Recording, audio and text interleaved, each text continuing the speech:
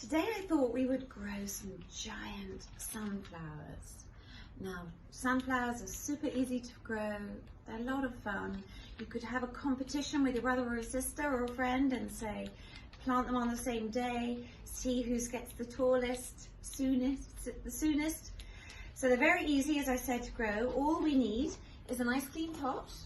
Clean pots are important so that it's not passing on any disease onto seeds that were perhaps in there previously.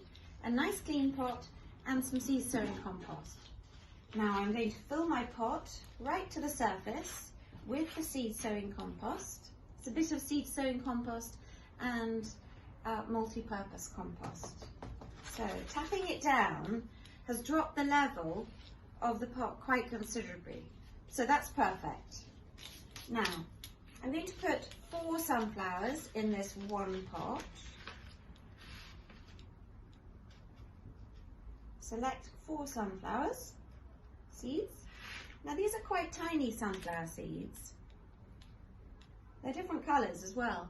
One of them is black in this particular packet, and they're all the same variety. One of them is white, and one of them is stripy, black and white.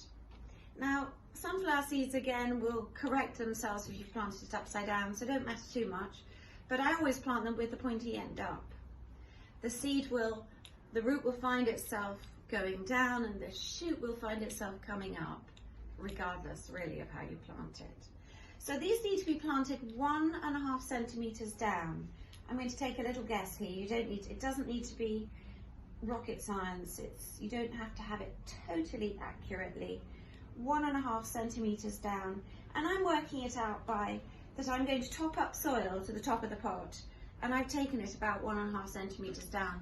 You'll see my 4 seeds in there, and the next thing we need to do is to just sprinkle some more compost onto the top. Take off the big lumps, because big lumps get a bit compacted and seeds probably find it a little harder to push through. Now, the reason why I say don't push your soil down, even now at this stage, because the roots need to find their way through all the little air pockets that have been created in here. Now, the next thing we need to do on this particular one is to give it a water. Give it a gentle water. The smaller the seed, the more gentle you need to be with your watering. Otherwise, you'll find it has a tendency to wash the seed away. And the level you can see is right up to the top of the pot. The next thing we need to do is to label it.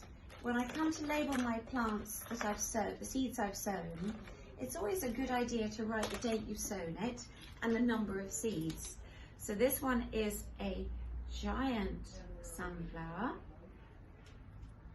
and we need to write the number of seeds. We put 4 seeds in there and today's date. And it's good to put the date, because once you've put the date, then you can work out approximately when to look out for them, when they're going to germinate. And they take a very short time. In a week, perhaps 10 days, you'll see those shoots starting to come up. And there's 4 in here, so eventually, once those shoots, the roots come through the bottom, you will need to put it onto the next size pot or a pot of the same size for each individual plant.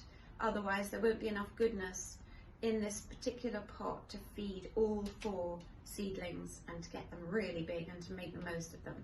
So there we go, sunflower seeds planted, the date and the number of seeds, and good luck with your competitions.